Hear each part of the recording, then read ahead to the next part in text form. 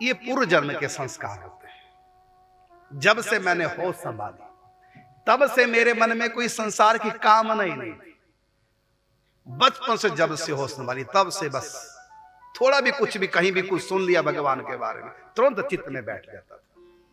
मुझको तो ऐसा लगता कि कोई कमी रह गई होगी हल्की फुल्की मेरी साधना में, उसको पूरी करने आया।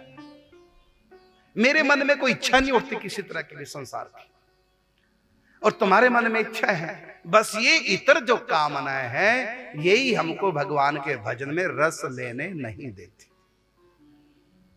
जैसे हम मुख में नीम के 4-5 पत्ते डाल करके और साथ में मिश्री भी खाएं तो मिश्री मुंह को मीठा नहीं कर पाएगी, क्योंकि नीम के पत्ते मुख में वो भी साथ में चबाए जाते हैं मिश्री के साथ।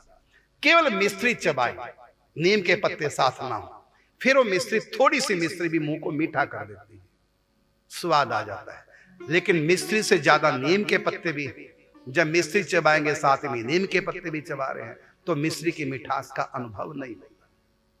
इसलिए तुम नाम जप करते रहो, भले मिठास का अनुभव ना हो। धीरे धीरे ज्यादा भजन करोगे, नीम के पत्तों से ज्यादा मिश्री की होगी तो धीरे धीरे मिश्री अपना स्वाद देने लगेगी। तो कोई बात नहीं, आप अधिक भजन करो। जब तक इतर कामना रहती है तब तक भजन में रस नहीं आता। लेकिन आप भजन की संख्या बढ़ाओ और चिंतन करो। मेरा विश्वास है धीरे धीरे नाम अपना काम करेगा। रोगी व्यक्ति को भोजन करने में कहां आनंद आता है? जिसको बुखार है उसको भोजन करने में भले पेट खाली है, भले भूख लगी है, मन करता कुछ खाऊं, वो मन पसंद चीज मंगा लेता है, लेकिन जब उसके सामने आती है इतना सा लेकर के छोड़ देता है। मन कर रहा था खाऊं, लेकिन जो खाने लगा तो स्वाद ही नहीं आया, क्योंकि बुखार है, छोड़ देता है।